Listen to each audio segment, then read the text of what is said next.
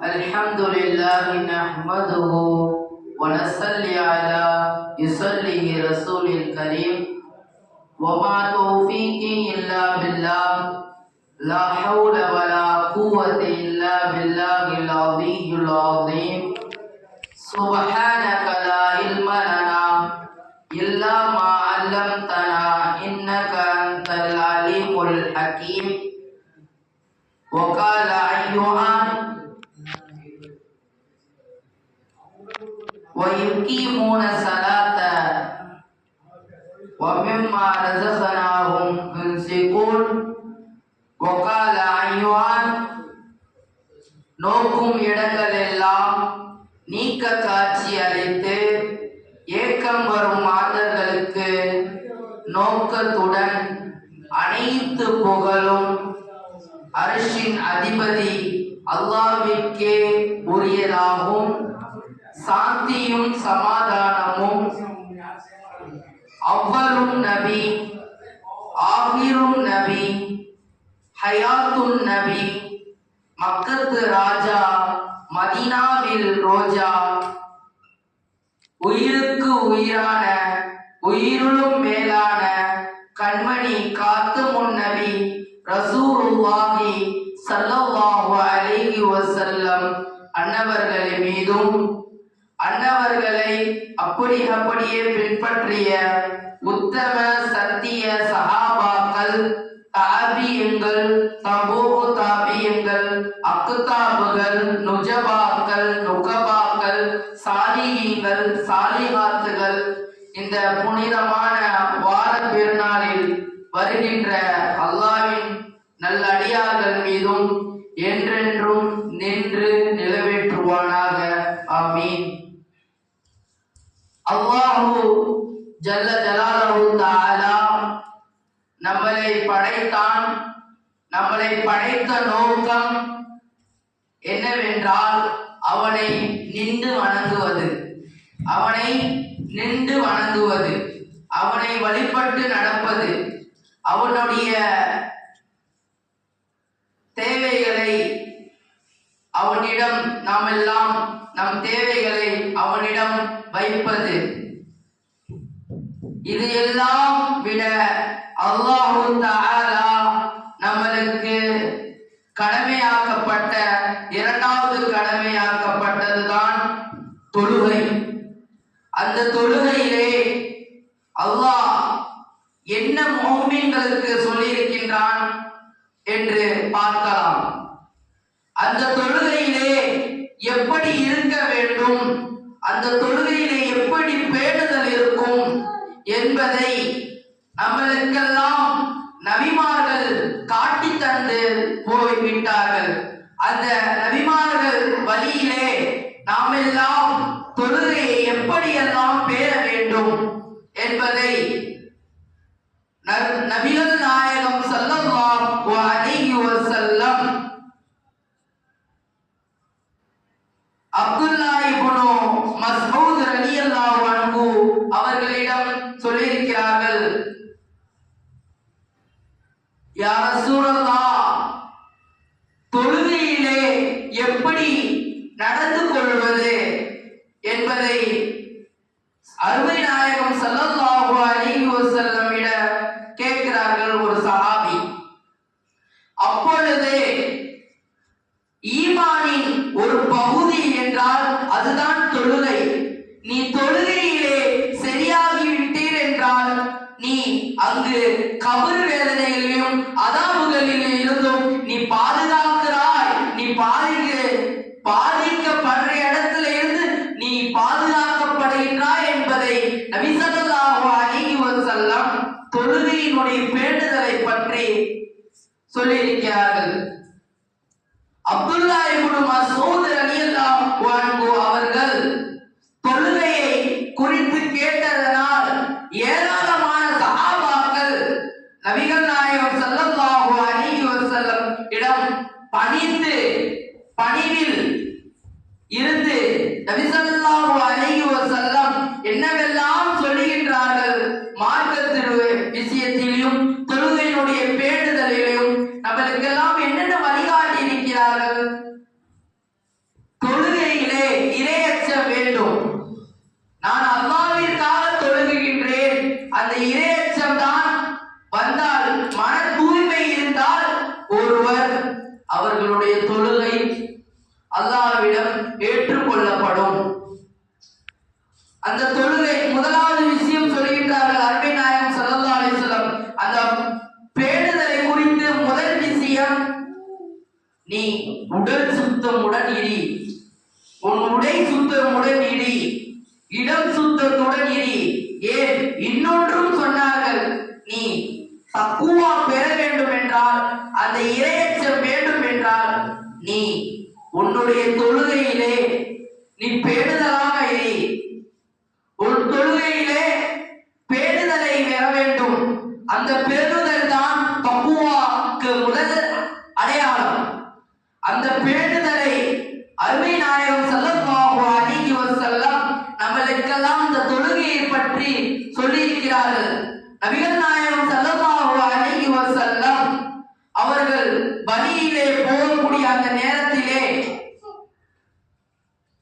சஹாபாக்களுடன் எந்த இடம் கிடைக்கின்றதோ அந்த இடத்திலே அவர்கள் ஜமாத் நடத்துவார்கள். அந்த இடத்திலே அவர்கள் ஜமாத் நடத்துவார்கள். ஒருபொழுதும் சஹாபாக்கள் தொழுகையை விட்டதில்லை. ஏனென்றால் சஹாபாக்கள் நபிகள் நாயகம் ஸல்லல்லாஹு அலைஹி வஸல்லம் அன்னவர்களுடைய வார்த்தையை கேட்டு அப்படியே இத்தாஅத் செய்து அப்படியே இஸ்லாத்திற்கு தழுவினார்கள். சஹாபாக்கள் வாழ்க்கையிலே இப்படி நடந்தது. இவர்கள் இஸ்லாத்திற்கு வருகை தந்தார்கள். அந்த தொழுகையிலே எப்படி பேணுதலாக இருந்தார்கள், அவர்களுக்கு எப்படி தக்குவா கிடைத்தது, அவர்களுக்கு எப்படி இரையச்சம் வந்தது. இது முதல் அடையாளம். அவர்கள் சுத்தத்துடன் இருந்தார்கள், மேலும் தொழுகையிலே பேணுதல் இருந்தார்கள். அந்த தொழுகையிலே பேணுதல் இருந்ததனால் சஹாபாக்கள் உயர்ந்த இடத்திலே அடைந்தார்கள். சரி, இன்னைக்கு இஸ்லாத்தை பற்றி தெரிந்தவர்கள் இந்த தொழுகையிலே எப்படியெல்லாம் இருக்கிறார்கள்? அவர்களும் இஸ்லாத்தை பரப்பினவர்கள் தான், இஸ்லாத்தை ஏற்றினவர்கள் தான், நம்மளும் இஸ்லாத்தை ஏற்றுக்கொள்கிறோம் தான். ஆனால் நம்மளுக்கும் அவர்களுக்கு என்ன? அவர்கள் பேணுதலுடன் நடந்தார்கள், நம்ம கிட்ட தொழுகை பேணுதல் இல்லை. அதுதான் முக்கியம். தொழுகை பேணுதலாக முதல் விஷயமே தொழுகை பேணுதலாக இருந்தால்தான் மார்க்கத்தை பற்றி நீ விளங்கிக் கொள்ள முடியும். தொழுகையை பற்றி பேணுதல் இல்லை என்றால் மார்க்கத்தை பற்றியும் விளங்க முடியாது, அதனுடைய சட்ட திட்டங்களும் தெரியாது. இமாமு தொழுக வைக்கிறாரு, இமாமத்துல வரீங்க, அந்த ஜமாத்துடன் தொழுவக்கூடிய அந்த நேரத்திலே நீங்கள் தொழுகையை விட்டு வேற இடத்திலே நீங்கள் போய் உங்களுடைய கலாச்சாரங்களை நீங்கள் நேரத்தை ஒதுக்கி கொண்டிருக்கிறீர்களே. முதல் விஷயமே இந்த தொழுகையிலே பேணுதல் இருந்தால் நீ சொர்க்கத்திற்கு நுழைவதற்கு இது காரணமாக இருக்கும். சொர்க்கத்திற்கு தொழுகை நம்மளுக்கு காரணம். நீ தொழுதியா? அல்லாஹ் இங்கு கேட்க மாட்டான், நாளை மறுமையிலே கேட்பான். நீ என்னை வணங்கினியா? நீ எனக்கு வழிபட்டு நடத்தியா? நீ எனக்காக தொழுதியா? நான் கொடுத்த கடமையை நீ நிறைவேற்றினியா என்று அல்லாஹ் கேட்கக்கூடிய அந்த தருணத்திலே நாம் எல்லாம் முழித்துக் கொண்டிருப்போம். அதனால் அந்த முழிக்கக்கூடிய அந்த நேரத்திலே அங்கு அரசியலிலே நிற்கக்கூடிய அந்த மறுமையிலே நிற்கக்கூடிய அந்த தருணத்திலே தொழுகையை பற்றிய அந்த சிந்தனை வரும்போது, தொழுகையை பற்றிய விஷயம் கேட்கும் போது நாம் சரியாக்கி கொள்வதற்கு தான் இந்த எக்ஸாம். இந்த உலகம் ஒரு எக்ஸாம். இந்த உலகத்திலே நீ வெற்றி கொள்ள வேண்டும் என்றால் உன் இரண்டாவது கடமையை நீ நிறைவேற்றிக் கொள். உன்னுடைய இரண்டாவது கடமையை நீ நிறைவேற்றிக் கொள். நீ கடமையை நிறைவேற்றி விட்டீர்கள் என்றால் ஒரு கடமையை அல்லாஹ் நிறைவேற்றுறான். அதற்கு பொறுப்பு அல்லாஹ்வே. அல்லாஹ்வுடைய பள்ளிகள் தோறும், அல்லாஹ்வுடைய இல்லங்கள் தோறும் பாங் சத்தம் 5 நேரமும் சொல்லிக்கொண்டே இருக்கிறார்கள். 5 நேரமும் பாங் சத்தம் கேட்டுக்கொண்டேதான் இருக்கு. பாங்குக்கு என்ன அர்த்தம், பாங்கு எதற்காக சொல்லப்படுகின்றது முஸ்லிம்களுக்கு மத்தியிலே தெரியவில்லை. மாற்று மதத்தில் விருந்தினர்களுக்கு அவர்களுடைய பெல்லை அடித்துக் கொள்வார்கள். அடுத்தது அவர்களுடைய வசனங்களை சொல்வார்கள். இங்கு இஸ்லாத்துல மட்டும்தான், இந்த முஸ்லிம்களுடைய மார்க்கத்தில மட்டும்தான் அல்லாஹ்வை நாம் பெரியவன் என்றோம். அல்லாஹ் தான் மிக பெரியவன், அவனுக்கு தவிர வேற யாரும் இல்லை. வெற்றி பார்க்கும் வாருங்கள் என்று தொழுகையிலே 5 நேரமும் நம்மளுக்கு ஞாபகம் படுத்துகிறது. அந்த தொழுகையிலே எப்படி இருக்கின்றது? பாங்கு பேருக்கு பாங்கு இல்லாமல் அந்த பாங்கை மதித்து அல்லாஹு அக்பர் அல்லாஹு அக்பர் என்று சொல்லிவிட்டால் அல்லாஹ்வுக்கு மீறி எதுவும் பெரியதில்லை. வியாபாரம், தொழில், துறை, வீட்டிலே இருக்கக்கூடிய தேவைகள் எல்லாத்தை விட தொழுகை பெரியது. அல்லாஹ் மிக பெரியவன். ஐயார் சலா ஐயார் பலா, தொழுகைக்கு வாருங்கள், வெற்றி பக்கம் வாருங்கள் என்று சொல்லக்கூடிய 5 நேரத்திலும் சொல்லப்படுகின்றது. அதிலே பேணுதல் இல்லை. ஒருவர் பேணுதல் இருந்து விட்டார் என்றால் அவர்களுக்கு எப்படி தெரியுமா இருக்கும்? பாங்கு சொல்வதற்கு முன்பே பள்ளிவாசலுக்கு செல்வார்கள். ஒருவர் அல்லாஹ்வுடைய அந்த இறையச்சம் பெற்றவர்கள் என்ன தெரியுமா பண்ணுவார்கள்? பாங்கு சொல்வதற்கு முன்பே அவர்கள் பள்ளியிலே செல்வார்கள், பள்ளியிலே இருப்பார்கள், பள்ளியிலே திக்ர் செய்வார்கள், அல்லாஹ்விடம் தஸ்பீஹ் செய்வார்கள். ஃபர்து மட்டும் நிறைவேற்றிட்டு சுன்னத்தை நிறைவேற்றாமல் அந்த ஃபர்திலையும் அப்பட்டம், அத்துமீறல், ஒரு 5 வக்துல ஒரு வக்து தொழுதுட்டா போதும்ப்பா, அல்லாஹ்வுக்காக தொழுதுட்ட பார்க்க கூடாது. 5 வக்தும் தொழுக வேண்டும். ஒரு மூமின், ஒரு முஸ்லிம் 5 வக்து தொழுக வேண்டும். வெறும் ஃபஜ்ர் தொழுதுட்டு லொஹர் தொழுகலனா, லொஹர் தொழுதுட்டு அஸ்ர் தொழுகலனா, அஸ்ர் தொழுதுட்டு மக்ரிப் தொழுகலனா, மக்ரிப் தொழுதுட்டு இஷா தொழுகலனா, இப்படி இருக்க கூடாது. இதுல பேணுதல் இல்லை. இதுல திருடுகிறார்கள் தொழுகையை. இவர்கள் தொழுகையை திருடிக் கொண்டிருக்கிறார்கள். தக்பீர் கெட்டிவிட்டீர் என்றால் உலக சிந்தனை மறந்து விட வேண்டும். நீ கேட்டுக்கு வரைக்கும் தான் உன்னுடைய உலகம் சிந்தனை. பள்ளி உள்ளே வந்து விட்டீர் என்றால் அது அல்லாஹ்வுடைய சிந்தனை மட்டும்தான் இருக்க வேண்டும். இது முஃபஸ்ஸிரீன்கள் எழுதியிருக்கிறார்கள். அப்படி என்றால் அந்த தொழுகையிலே எப்படி பேணுதல் இருக்கின்றது மக்களுக்கு மத்தியிலே? இஸ்லாத்திற்கு வரக்கூடியவர்கள் கிட்ட எப்படி இருக்கிறது, இஸ்லாத்திலேயே இருக்கக்கூடியவர்கள் கிட்ட எப்படி இருக்கின்றது நாம் எல்லாம் பார்த்து கொண்டிருக்கிறோம். இஸ்லாத்தை பற்றி புரிந்து விட்டால் என்றால் அல்லாஹ்வை பற்றி வணக்கம் இருக்க வேண்டும். புரியாதவர்கள் எதுவும் வேண்டாம் செய்யலாம். புரிந்தவர்கள் அல்லாஹ்வை வணங்க வேண்டும், அவனுக்கு வழிபட்டு நடக்க வேண்டும். சொர்க்கத்தை ஈஸியாக கிடைக்காது. அதற்கு முதல் விஷயம் நம் இறையச்சம் வேண்டும். மனதால் இறையச்சம் வேண்டும். அந்த இறையச்சம் இருந்தால் நீ சொர்க்கத்திற்கு நுழையலாம். இறையச்சம் இல்லாமல் பேருக்கு தொப்பி போட்டு, பேருக்கு தாடி வைத்து, பேருக்கு ஜும்மா போட்டு, பேருக்கு தான் நான் முஸ்லிம் என்று சொல்வது இல்லை. ஆனாலும் இன்று பேருக்கு தான் வாழ்கிறார்களே தவிர அல்லாஹ்விற்காக வாழவில்லை. அவன் நம்மளை பார்க்கிறான் என்று அந்த நம்பிக்கை, அந்த இறையச்சம் இல்லை. அந்த இறையச்சம் ஒரு மனிதனுக்கு இருந்து விட்டது என்றால் தக்குவா தேடி வரும். தக்குவா தேடி நம்மளை கிட்ட வரும். ஒண்ணும் இல்லைங்க, அல்லாஹ் வந்து சொல்றான், நீ அதிகமா தொழுகணும், நீ அதிகமா வணங்கணும், அதிகமா நீ திக்ர் செய்யணும், அதிகமா நீ வந்து என்னுடைய வணக்கத்தை அதிகமாக்கணும். அப்படி இல்லை. நீ எது செய்தாலும் முஃபஸ்ஸிரீன்கள் எழுதுகிறார்கள், நீ எது செய்தாலும் அது கொஞ்சமா அமலா இருந்தாலும் அது நிறைவா செய், அதை தேடி செய். இன்னைக்கு நிறைய அமல் செஞ்சுட்டு நாளைக்கு விட்டுறது, நாளைக்கு அமல் செய்து நாளைக்கு விட்டுறது, இப்படி இருக்காது. இதுதான் நீ திருடுகிறாய் அர்த்தம். நீ சின்ன அமலா ஃபஜ்ர் தொழுகிறியா, லொஹர் தொழுகிறியா, அஸ்ர் தொழுகிறியா, 5 வக்து தொழுகிறீங்களா, அது நிரந்தரமாக செய்யுங்கள். அந்த நிரந்தரமாக செய்வதுதான் அல்லாஹ் ஏற்றுக்கொள்வான்.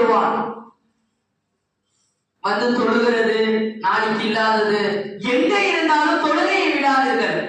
பள்ளிவாசல் எல்லா இடங்களும் இருக்கின்றது. ஆனால் சஃபுல ஆள காணா, சஃபுல ஆள காணா. சஃபு இருக்கு, ஆள காணா. ஒன்று நல்லா ஞாபகம் வைத்துக் கொள்ளுங்கள், ஒரு மஹல்லாவிலே சஃபுகள் நிறையவில்லை என்றால் அந்த மஹல்லா அல்லாஹ்வுடைய கோபத்திற்கு ஆளாகிறார்கள். அல்லாஹ்வுடைய கோபத்திற்கு ஒருவர் ஆளாகி விடுகிறார்கள் என்றால் அவனுடைய இல்லத்திலே வராததுதான். தொழுகை எவ்வளவு நேரம் நடக்கும்? ஜமாத்து எவ்வளவு நேரம் நடத்தும்? சுன்னத்தை தொழுது விட்டீர் என்றால் நீ துனியாவை விடுகிறாய். ஃபர்து தொழுது விட்டீர் என்றால் நீ ஆகிரத்தை நினைக்கிறாய்.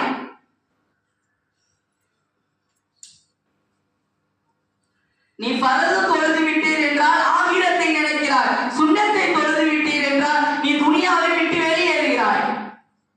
அப்படி என்றால் ஃபர்திலே ஆட்பட்டம், சுன்னத்திலே அத்துமீறல். ஃபர்து இல்லை என்றாலே உங்க தொழுகை போச்சு. வெறும் எத்தனை ரக்காயத்து தொழுதாலும் ஒருவர் தஹஜ்ஜத் தொழுகிறாருங்க, ஒருவர் தஹஜ்ஜத் தொழுகிறாரு, ஃபஜ்ர் தொழுக மாட்டாரு. ஒரு ஆஜி 16 ஹஜ்ஜி செஞ்சிருக்காங்க. ஆஜியார் கேட்டா எங்க தொழுதீங்க கேட்டா ஃபஜ்ர்ல ஒரு நாள் கூட பார்த்தது இல்லைங்க, நான் வீட்டுல தொழுகிறேங்க, நான் வீட்டுல தொழுகிறேங்க. காபத்துல்லாவுல தவாபு செய்து காபத்துல்லாவிலே தொழுதுட்டு அஸ்வத்துக்களை முத்தமிட்டு தொங்கோட்டம் விட்டு எல்லாத்தையும் நிறைவேற்றிட்டாராம். 16 ஹஜ்ஜி செய்தவர் ஒரு நாள் கூட ஃபஜ்ர் ஜமாத்தோட பள்ளியில தொழுதில்லை. இதுக்கு என்ன காரணம்?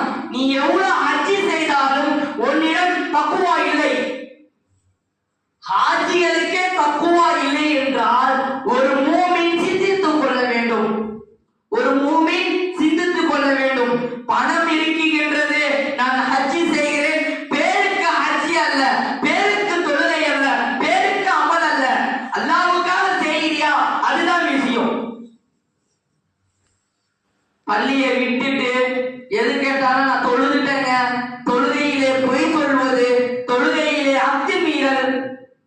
தொழுகை பள்ளிவாசல் எப்பொழுதும் ஹயாத்தாக தான் இருக்கின்றது. மனிதர்களுடைய கல்வி மட்டும் தான் ஹயாத்தா இல்லை. பள்ளிவாசல் எப்பொழுதும் வருகை தரக்கூடிய பள்ளியாக தான் இருக்கின்றது. ஆனா மூமின்களுடைய கல்வி உயிரோடு இல்லைங்க. ஏன் இல்லை? அதுக்கு முதல் விஷயமே தொழுகையில பேணுதல் இல்லையே.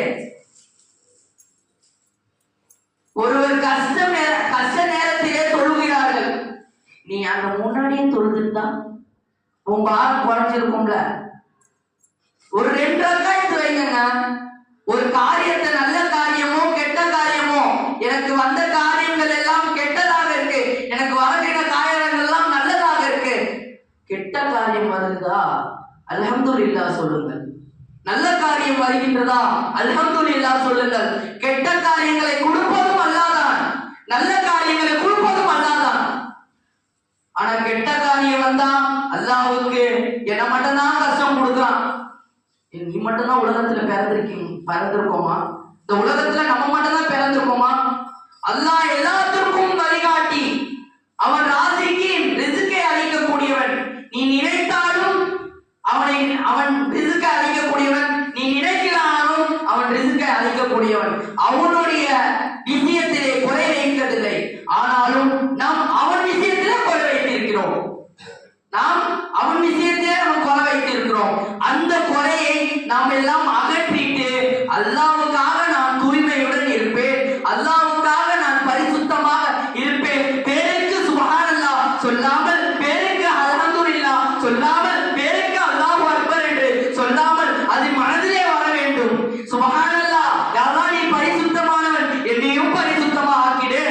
அப்படி சொன்னா இதுதாங்க தக்குவா, இதுதாங்க இறையச்சம். உங்களுக்கு தக்குவா வர வேண்டும் என்றால் அந்த சுப்ஹானல்லாஹ்விலே இறை அச்சத்துடன் சுப்ஹானல்லாஹ் சொல்லணும்.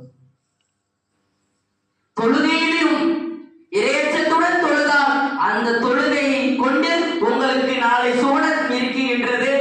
உங்களுடைய வேதனைகள் அதாவது குறையும். உங்களுடைய வேதனைகள் அதாபுகள் குறையும். இந்த உலகத்திலே படக்கூடிய கஷ்டங்கள் நாளை மறுமை ஒன்று இருக்கின்றது, அந்த இடத்துல நல்லா இருக்கலாம். இன்னைக்கு தொழுகை ஒருவர் கஷ்டமாக நினைத்தார்கள் என்றால் அன்னைக்கு நாளை மறுமையில் ஒன்று இருக்கல, அதை அவர்கள் கஷ்டமாக நினைப்பார்கள், அதை அவர்கள் கஷ்டமாக நினைத்துக் கொள்வார்கள். இன்று செய்யக்கூடிய இபாதத்துகள், இன்று செய்யக்கூடிய வணக்கங்கள், பல பள்ளிகள் தோறும் ஆதாரம் படுகின்றது, பள்ளிகள் தோறும் இமாமத் செய்யப்படுகின்றது, பள்ளிகள் தோறும் ஜமாஅத் நடத்துகின்றது. இந்த ஜமாஅத்திலே கலந்து கொள்ள வேண்டும். ஒருவர் ஒரு பள்ளியிலே ஆபாதுகள் இருக்க வேண்டும் என்றால், அமல்கள் இருந்தால் அந்த பள்ளி என்றும் அழியாதுங்க. அந்த மஹல்லா பரிசுத்தமா ஆகிவிடும். அப்படி என்றால் பள்ளியை நினைக்காமல் பள்ளியில வாங்க மட்டும் கேட்குது, ஆனா பள்ளிக்கு நுழையாமல் இருந்தால் இதற்கு என்ன காரணம்? நாம் தான் குற்றவாளி, அல்லாம் நாம் தான் குற்றவாளி. ஒருவர் ஒரு ஜாபுக்கு அழைக்கிறார்கள், ஒரு உதாரணம் சொல்றேன். ஒருவர் ஒரு துறைக்கு கூப்பிடுறார்கள், இவ்வளவு ரூபா தரேன் அப்படின்னு சொல்றார்கள். உடனே போயிடுவோம், அது டைமோ எல்லாம் பார்க்க மாட்டோம், உடனே.